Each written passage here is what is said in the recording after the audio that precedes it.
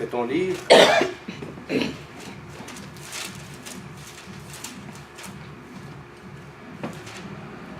2 Corinthiens 5, 17. La Bible dit ceci. Si quelqu'un est en Christ, il est une nouvelle créature. Les choses anciennes sont passées. Voici, toutes choses sont devenues nouvelles. C'est ça notre clé de sortie des prisons sataniques. C'est ça notre clé de sortie. Quand quelqu'un vient en Christ, ça c'est un thème évangélique, un thème qui parle de salut. Et quand on parle de salut, ça parle de l'identité de quelqu'un. Amen. Amen. Je vous ai dit qu'il y a le royaume de Dieu qui est appelé le royaume des lumières. Il y a l'autre royaume, le royaume de Satan, que la Bible appelle le royaume des ténèbres. Alors, pour vivre dans le royaume, dans un royaume, il faut avoir une identité. C'est comme dans un pays. Tu dois avoir une identité. Et d'ailleurs, quand j'ai préparé cet enseignement, je suis allé vérifier sur mon identité, je suis allé voir mon passeport canadien. Je l'ai cherché, je lisais ce qu'ils ont écrit sur l'identité. J'ai vu, ils ont écrit mon nom, ils écrivent la date de naissance, ils donnent la nationalité, ils écrivent là où je suis né. Ça fait partie de l'identité. Alors, dans le royaume de Dieu, quand tu entres dans un royaume, tu ne peux pas vivre là sans papier. Sans identité, je veux dire. Tu dois avoir l'identité. Et l'affaire de Dieu, ça marche avec l'identité et la parole. Nous allons découvrir cela. Voilà pourquoi. Dieu dit au commencement, faisons l'homme à notre image. Quand il parle de l'image, il parle de son identité. Je croyais que je t'ai parlé. Amen. Amen. Quand Dieu dit faisons l'homme à notre image, il parle de l'identité, de son identité. Son image, c'est quoi? Un Dieu puissant, un Dieu joyeux, un Dieu qui ne trompe pas, un Dieu qui ne meurt pas. C'est l'identité. Amen. Et vous allez voir aussi, quand Satan a tenté Jésus, il lui dit, si tu es fils de Dieu, ordonne.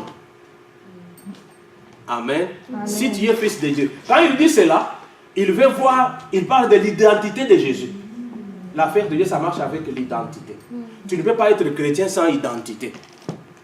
Amen. Amen. Donc j'aime que tu me suives très bien parce que tu dois te positionner. Même quand nous chassons les démons, là, c'est l'identité. On a l'identité de Jésus. On ne chasse pas comme ça. Alors, si quelqu'un est en Christ, être en Christ, c'est quoi? Être en Christ, c'est une position. C'est une identité. L'identité, ça prend ton nom. Ça peut prendre ton origine. Il y a d'autres cartes d'identité où on écrit même ton territoire, d'où tu viens, les districts, la localité, la zone. On écrit toutes ces choses-là. Pourquoi? Pour te localiser. Ton identité, c'est ce qui te fait de toi, toi-même, différent de quelqu'un d'autre. Est-ce que nous sommes ensemble? Amen. Alors, si quelqu'un est en Christ, donc c'est quelqu'un qui a une identité de Christ. Et c'est cette identité-là qu'on utilise dans le royaume de Dieu. Qu'est-ce qui se passe? Quand quelqu'un croit en Christ, les jours que tu crois, tu reçois Christ comme ton Seigneur et Sauveur, il y a quelque chose qui se passe dans le monde spirituel. Il y a quelque chose qui se passe et c'est cela que nous allons voir. Qu'est-ce qui se passe quand quelqu'un accepte Christ? Quand tu acceptes Christ,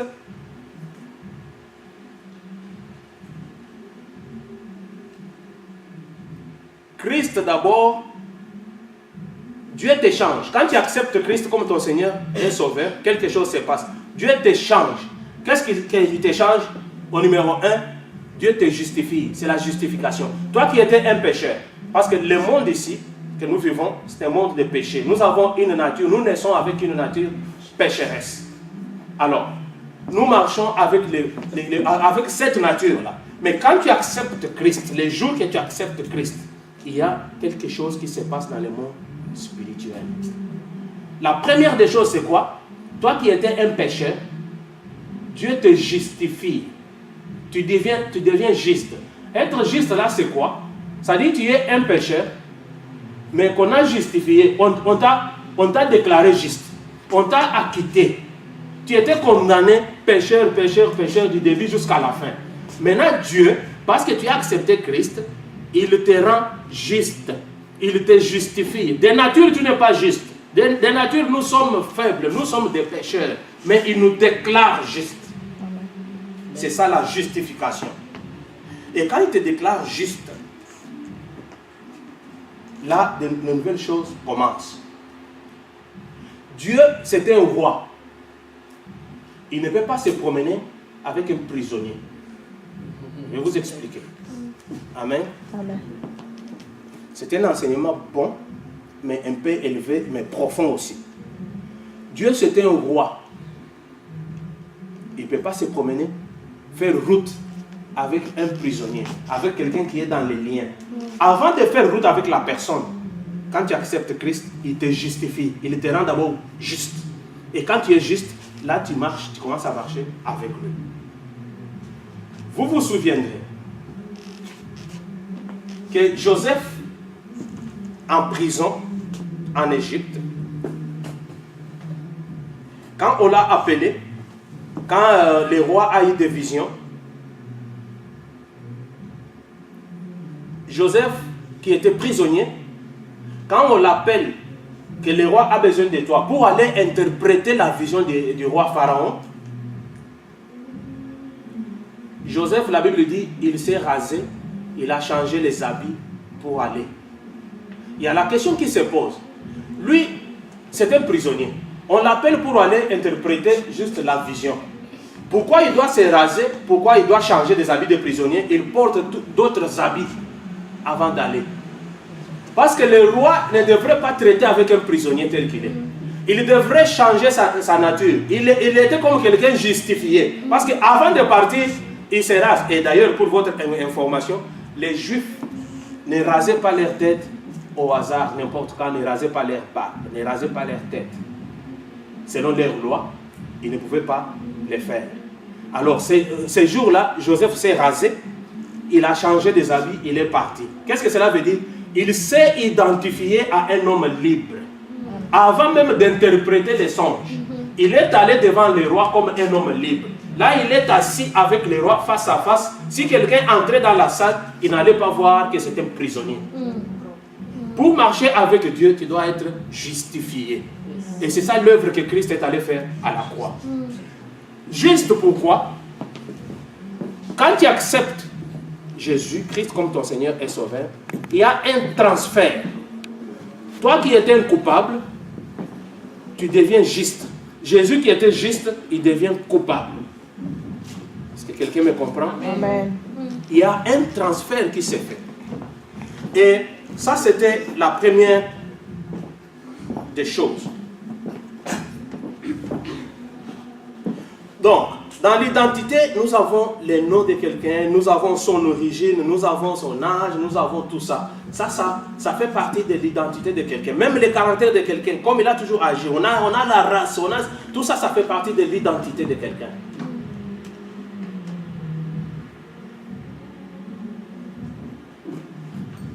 Bien-aimés, vous allez vous souvenir que l'identité dans le royaume des cieux, c'est très important. Il y a eu une personne, Bartimée, qui avait un problème. Il a vu Jésus passer, il a crié sur lui, Jésus, fils de David, aie pitié de moi. Vous vous souvenez? Fils de David, aie pitié de moi. Jésus s'est arrêté, il a envoyé même les gens, appelez-les, on l'a appelé, il demande, mais que veux-tu que je fasse?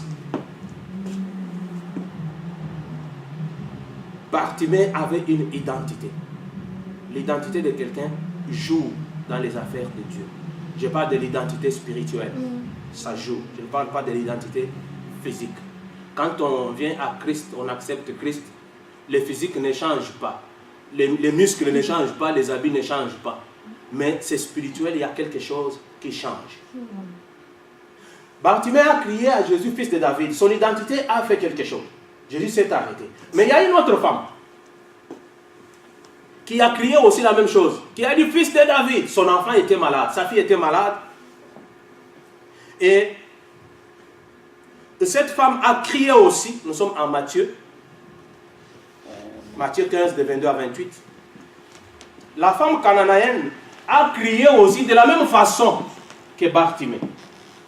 L'autre fois, j'ai prêché Bartimée, je vous ai expliqué, je vous ai dit, c'est parce qu'il a crié, il a dit fils de David, Jésus a vu quelqu'un qui le connaissait. Tout ça, c'est vrai, oui. Mais aujourd'hui, je vous prêche autrement. Il y a une autre femme encore, qui a encore dit la même chose, fils de David. Mais Jésus devrait aussi dire non, mais il y a quelqu'un qui me connaît, qui connaît mon grand-père, qui connaît mes ancêtres. Là, Jésus ne s'est pas arrêté pour regarder cette femme. Jusqu'à tel point que la femme l'a dérangé, Jésus ne regarde pas, et les disciples ont dit, mais renvoie cette femme parce qu'elle nous dérange maintenant. Elle te dit, elle t'appelle, tu ne t'arrêtes pas. Amen. Et voici une femme cananéenne qui venait de ces contrées-là, lui cria, aie pitié de moi, Seigneur, fils de David. Vous vous souvenez des fils de David que Bartimée avait dit? Cette femme le dit aussi. Ma fille est cruellement malade. Elle est cruellement tourmentée par les démons. Et il ne lui répondit pas un mot. Et ses disciples s'approchèrent et lui dirent avec insistance, renvoie-la car elle crie derrière nous. Il répondit, je n'ai été envoyé qu'aux brebis perdues de la maison d'Israël. Là, Jésus, il dit que j'étais envoyé pour les brebis perdues d'Israël. Et je ne peux pas, plus encore, Jésus ajoute, je ne peux pas prendre les pains des enfants et les donner aux petits chiens. Alors que cette femme a crié aussi comme Bartimée. Comment pour Bartimée, Jésus s'arrête, il répond, mais pour cette femme, ça ne marche pas. Amen. Il y a de quoi voir. Cette femme, la Bible nous dit, une femme cananéenne. Quand on parle de cananéenne, on donne son identité. Amen. Dans les choses de Dieu, l'identité compte. Pas l'identité physique, l'identité spirituelle. Physiquement, nous pouvons avoir beaucoup d'identités. Tu peux être Canadien, Congolais, Canadien, Burundais, Canadien, Français. Mais dans les choses de Dieu, où tu es de Christ, où tu ne l'es pas. Il n'y a pas deux identités. Amen. Amen. Et l'identité compte. Je vais vous expliquer avec exemple pour vous montrer pourquoi ça compte. Cette femme, elle était cananéenne. Les Cananéens, c'était des païens, des gens qui ne connaissaient pas Dieu, qui adoraient des faux dieux. Vous connaissez l'histoire des Cananéens. C'est pour cela d'ailleurs que Dieu a pris leur pays pour donner aux Juifs, aux enfants d'Israël, disons.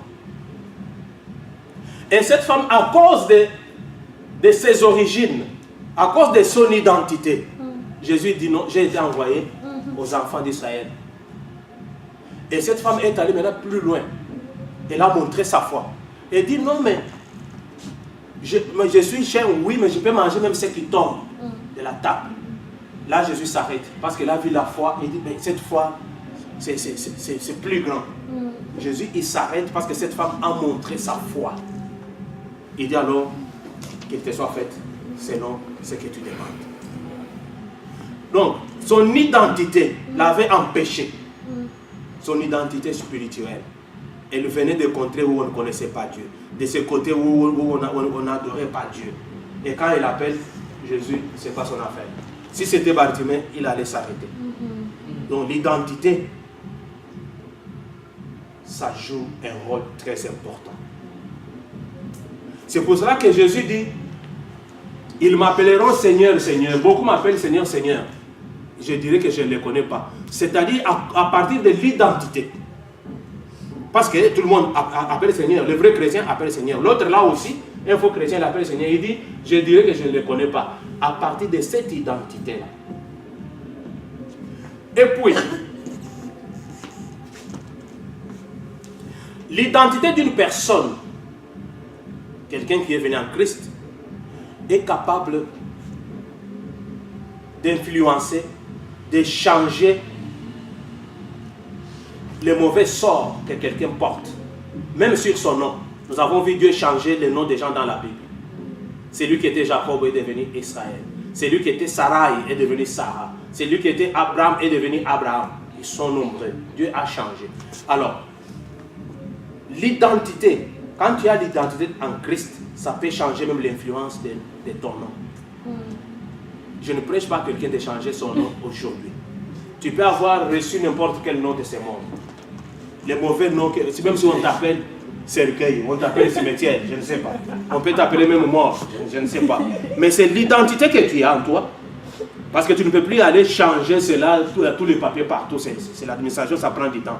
Mais si tu as une nouvelle identité en Christ, les spirituels influencent les physiques. Amen. Cela va changer automatiquement. Parce que ton identité... Voilà pourquoi on dit, les anciennes choses sont passées. Quand Jésus te justifie, la vie passée est tombée. Tes péchés passés, il ne les raconte pas. Parce que lui, il enlève. Enlever, ce n'est pas couvrir. Enlever, c'est enlever. Il n'y en a plus. Il enlève le péché.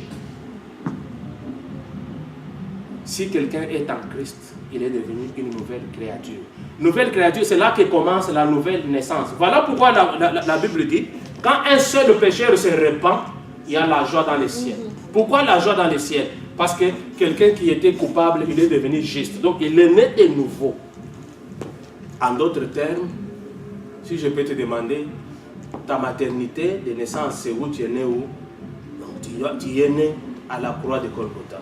C'est tous les jours où tu as reçu Christ comme Seigneur et Sauveur. Là, je parle spirituellement. Après avoir eu la justification, la deuxième chose qui arrive, c'est la régénération. Et c'est ce qu'on appelle la nouvelle naissance. La régénération, nouvelle naissance. Tu commences une nouvelle vie.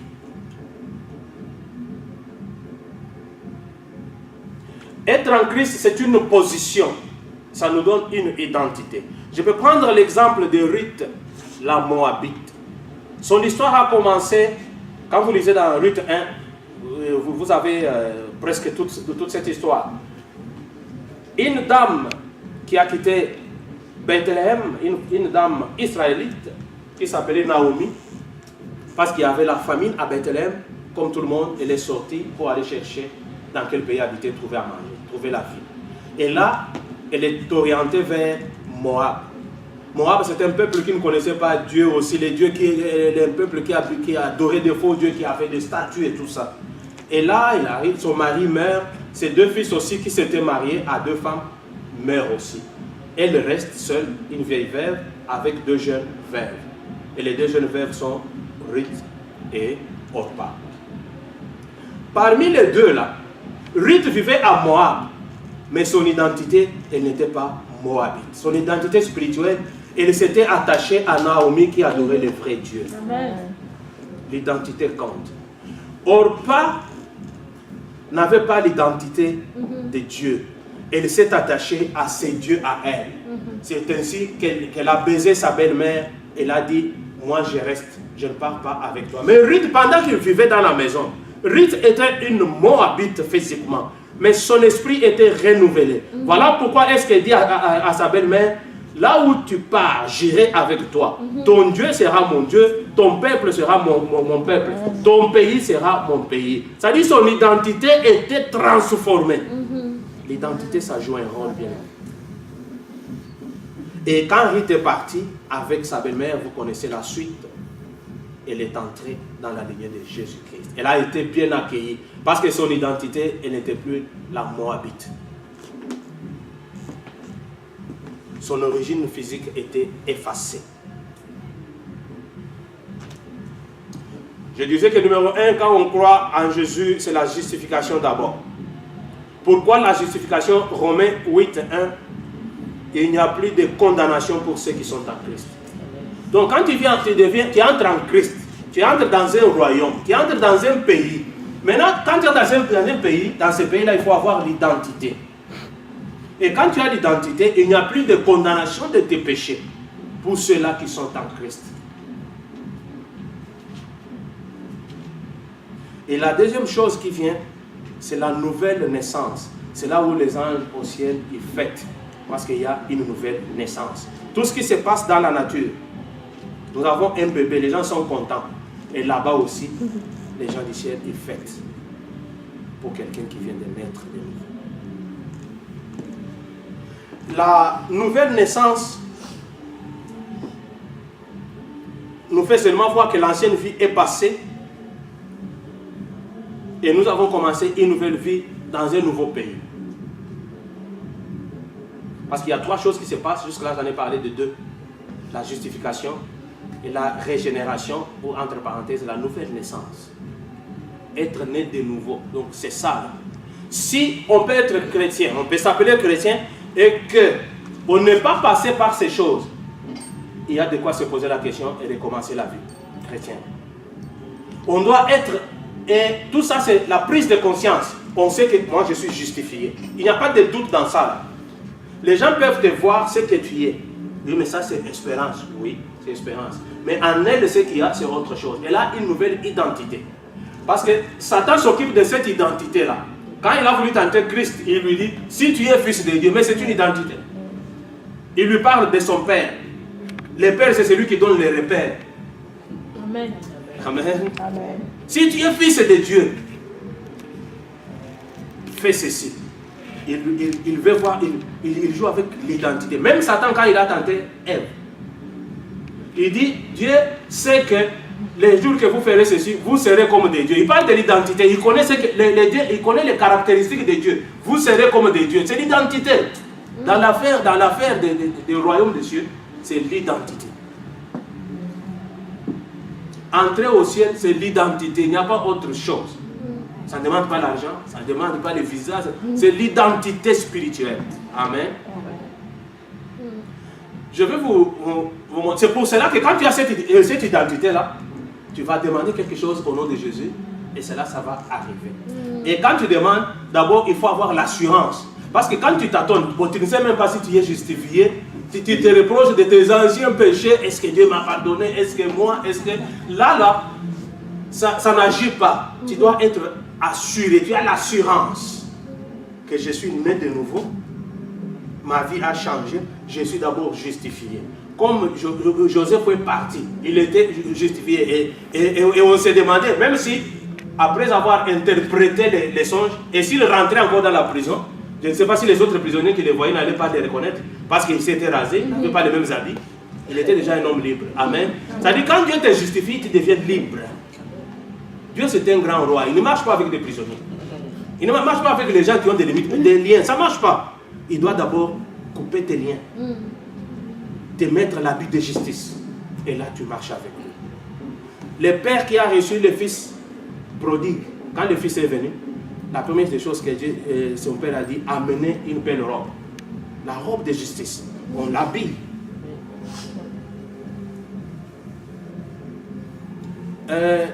J'aurais besoin de quelqu'un. Papa François, tu vas venir, je vais montrer un exemple.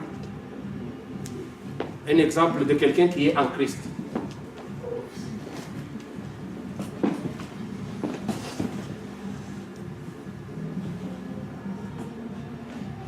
Jean 14, 13 à 14. Ok, tu peux être là. Je vous ai donné un exemple ici un jour de quelqu'un qui est en Christ. Je vous ai donné l'exemple d'un éléphant qui traverse un pont. Un éléphant, tout le monde connaît un éléphant. Un éléphant qui traverse un pont. Sur lui, sur ses oreilles, il y avait des mouches. Beaucoup de mouches là, sur ses oreilles. L'éléphant traverse le pont, mais tellement qu'il pesait, le pont bougeait. Maintenant, quand ils ont traversé, ils arrivent de l'autre bord. L'éléphant dit, mais ce pont-là, il n'est plus bon. À chaque fois que je marquais le pas, ça bougeait. Là, il parle aux mouches, ses compagnons. Les mouches disent, oui, nous avons bougé ce pont-là. À chaque fois qu'on marchait, on passait, ça bougeait toujours. Et en réalité, la mouche n'a pas bougé le pont, c'est l'éléphant qui a bougé. Mais les mouches disent, oui, nous avons bougé ce pont. À chaque fois qu'on passait, ça faisait des bruits, ça faisait des bruits. Vous avez raison. Amen. C'est la même chose que je vais encore vous montrer maintenant. La Bible dit, et tout ce que vous demanderez, quand vous êtes déjà en Christ là, et tout ce que vous demanderez en mon nom là, ce n'est pas mon nom à moi, le nom de Jésus. Tout ce que vous demanderez en mon nom, je le ferai afin que le Père soit glorifié dans le Fils. Amen. Si vous demandez quelque chose à mon nom, je le ferai. Amen. Amen. Alors, les frères, il sera Jésus pour 2 minutes. Amen, juste pour 2 minutes. Il sera Jésus. Maintenant, moi, je suis moi. Je suis quelqu'un qui est justifié. Amen. Amen. J'aime que tout le monde me suive. Vous allez comprendre comment ça marche. Le frère devient Jésus pour 2 minutes. Moi, je suis un pécheur justifié. Alors moi, je n'ai pas la force. Même toutes les prières que nous faisons là. Dieu, il n'écoute pas ça de notre bouche directement. Ça passe par Jésus. Je ne vous décourage pas de prier, mais je vous explique comment ça marche. Parce que la Bible dit prier sans cesse. Et quelque part dit, nous ne connaissons pas comment prier. C'est l'Esprit qui est en nous. Derrière Jésus, je me cache. Parce que je dois faire les choses sous lui. Je ne peux pas aller devant Dieu, moi comme ça, là. Ça ne marche pas. Il dit, vous le faites au nom de Jésus. Alors, je porte l'habit de Jésus. Je porte le manteau de Jésus. Pourquoi? Parce que c'est lui qui a pris ma place. C'est lui qui est mort pour moi. Il a payé pour moi. Maintenant, je fais toutes choses dans lui. Quand j'ai besoin de demander, je demande à Dieu au nom de Jésus. Dieu, donne-moi l'argent. Dieu, donne-moi le mariage. Dieu, donne-moi le travail. Dieu, donne-moi ceci. Et quand je parle, Dieu, il ne me voit pas moi, il voit son fils Jésus. Parce que moi, je suis en lui. Je suis couvert dans Jésus. Et quand Dieu donne, il me donne à travers son fils. Il regarde son fils. Il se souvient du sang qui a coulé. Il voit son fils, le sacrifice. Et moi, je suis caché dans ça. Quelle est la force que tu as pour chasser un démon? Quelle est la force que j'ai pour chasser un démon? Mais je n'ai pas cette force, moi. Amen. Je n'ai pas de force. Je n'ai jamais été formé comme boxeur, ni je ne sais pas qui. Mais il y a un champion de toute catégorie. Il y a un champion qui combat pour moi. Quand il s'élève, les choses se font. Et quand je demande, c'est lui qui demande. Et Dieu, il donne. Quand Dieu donne, Jésus n'a pas besoin de ces choses-là. Il n'a pas besoin de mariage, de femmes et des hommes. Il n'en a pas besoin. Il n'a pas besoin d'argent. Quand Dieu lui donne, ça revient chez moi. Amen. Moi, ce que je fais, c'est seulement, je viens en manteau de Jésus. Et c'est avec cela que nous disons, j'entre dans les camps de l'ennemi. Je détruis les chaînes. Je brise les chaînes. Je fais ceci au nom de Jésus. Je ne le fais pas à mon nom. Sinon, ça ne marcherait pas. Mais je le fais au nom de Jésus. C'est Jésus qui est là devant. Amen. Alors, un chrétien, quelqu'un, quand il entre dans ce royaume, quand il devient chrétien, il trouve déjà les dispositions posées. D'abord, on le justifie. Justifier, c'est on lui met le manteau de Jésus. Il devient juste. C'est un pécheur, mais justifié. Je voudrais vous surprendre. Dieu aime les pécheurs, mais n'aime pas les péchés. C'est comme ça que ça marche. Ah, je vais reprendre. Je disais ceci. Dieu aime les pécheurs, mais il n'aime pas les péchés. Dieu ne peut pas refuser les pécheurs. Mais s'il refuse les pécheurs, il est Dieu pourquoi? Il aime les pécheurs, mais ce qu'il refuse, c'est les péchés. Et c'est pour ça que Christ est allé à la croix. Et tout celui qui fait quelque chose, il le fait au nom de Jésus, Christ de Nazareth. Il paraît qu'il y a beaucoup de Jésus là. C'est pour ça que quand vous priez, il faut toujours préciser Jésus-Christ de Nazareth. Pour qu'il y ait des précisions bien. Amen. Et on demande au nom de Jésus tout ce que vous demanderez, il les donnera. Dieu, il ne te voit pas toi, il voit son Fils. Il voit l'œuvre de la croix. Et quand vous vous cachez en Jésus, vous avez alors une nouvelle identité. Merci frère. Être Jésus, c'est terminé. Là, tu deviens François. Là, tu deviens François. Alors, il y a la joie dans les cieux pour un seul pécheur qui se répand. Je parlais de la régénération. La régénération, c'est une nouvelle naissance, c'est une position. Nous naissons de nouveau. Nous devenons une nouvelle créature. Les anciennes choses sont passées. Amen. Que quelqu'un ne puisse pas venir vous raconter encore les choses passées, ou soit ne vous reprochez pas des péchés que Dieu vous a pardonné. Ce qui est passé. Tout ce que vous avez fait, c'est passé, c'est parti. Vous recommencez une nouvelle vie. Et là, il va vous restaurer. Il va vous donner la capacité de vaincre et d'avancer. La troisième chose qui arrive, c'est la sanctification. Donc, la justification, c'est la part de Dieu. Dieu, il nous justifie automatiquement. Quand tu deviens chrétien, je parle d'un chrétien sincère, tu deviens juste. Il te justifie. Et tu nais de nouveau. Après la nouvelle naissance, c'est la sanctification. La sanctification ici, c'est une sanctification d'abord de position. Pas de pratique, d'abord de position. C'est ainsi que Paul, quand il est parti, vous allez trouver beaucoup de places. Paul, il parle au sein de Corinthe. Il parle au sein d'Éphèse. Là, il parlait d'une église. Les membres de l'église, ils sont appelés les saints. Parce que ce sont des gens qui sont justifiés, qui sont nés de nouveau et ils sont sanctifiés.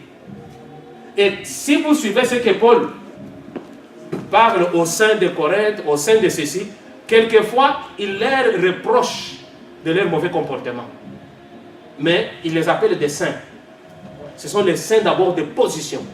Et la sanctification, Dieu nous met à cette position, mais c'est à nous maintenant de rechercher cette sanctification, de pratiquer de bonnes choses, une bonne vie pour continuer avec cette sanctification. Amen. Si vous voyez quelqu'un qui se dit qu'il est chrétien et qu'après il tombe, ça dit qu'il n'avait jamais été chrétien. Je reprends. Si vous voyez quelqu'un qui se dit chrétien et après il abandonne toutes ces choses-là, c'est plus son affaire, il n'avait jamais été chrétien. C'est le cas de Judas. Il a été avec Christ, il a marché avec Christ, mais il est tombé, c'est fini. Ce n'est pas parce que non, donc il n'avait jamais donné son cœur à Christ.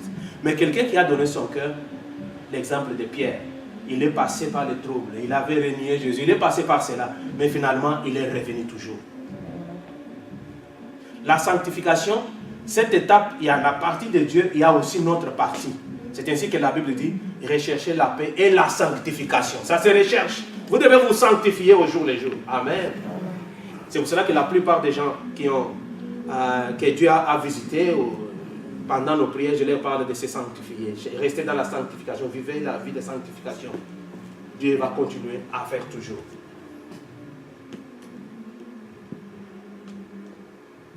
Ne brisez pas votre vie. Quand on est en Christ, on est né de nouveau, on est saint et cette sainteté doit continuer. Vous devez rechercher cela. C'est-à-dire que vous ne devenez pas un ange, vous êtes toujours une personne.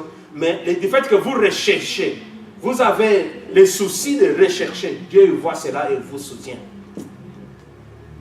C'est fini, c'est-à-dire que tu n'avais jamais cru même, parce que c'est lui qui est de Dieu, il garde le feu allumé.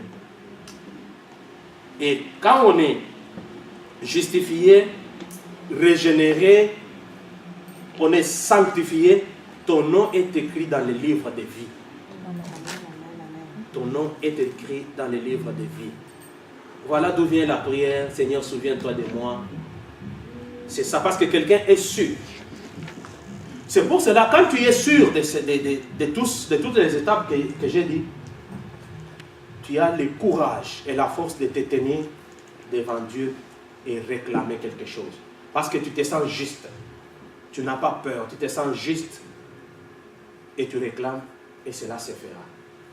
Dans cette affaire de Dieu, je vous demande d'avoir confiance en vous-même, avoir confiance en Jésus qui vous a justifié. Il vous a justifié, il vous a donné le pouvoir de devenir enfant de Dieu. Il y a un transport automatique qui se fait. Quand tu acceptes Christ, tu es transporté des royaumes des ténèbres vers les royaumes des lumières. Et c'est là que tu peux faire des déclarations fortes. Ce n'est pas toi qui le fais, c'est au nom de Jésus. Et Satan lui-même, il connaît. Il connaît quand il se lève pour aller attaquer des gens. Il voit, mais celui-ci, il est justifié. Pourquoi est-ce qu'on commence par la justification? Parce que Satan a une mauvaise habitude. Son habitude, c'est d'accuser les gens. Oui, il a cette habitude-là d'accuser les saints, d'accuser les gens. Regarde, lui, quand il continue encore à prier, c'est parce que tu lui as donné ça. Parce que tu lui as donné. Mais fais ça, tu verras. C'est pour ça que l'Apocalypse l'appelle l'accusateur de nos frères. Il est là pour accuser. Il a fait ça, il a fait. Mais c'est pour cela que Dieu d'abord, il te justifie. Il te met cette robe de justice. Amen. Satan n'a plus rien à t'accuser. Et quand tu es juste, tu nais de nouveau. Quand tu nais de nouveau, tu as le renouvellement de l'esprit. Ton esprit commence à te dicter de nouvelles choses, de bonnes choses. Et ces choses-là vont te faire grandir. Amen. Alors, bien-aimés, c'est ainsi que vous allez trouver Paul qui appelle beaucoup de gens en Timothée, parle des saints, laver les pieds des saints, tous les saints de tel pays vous saluent, les saints de Corinthe vous saluent. Les saints là, c'est l'église, les gens comme vous, mais les gens qui sont rachetés, qui sont renouvelés en esprit.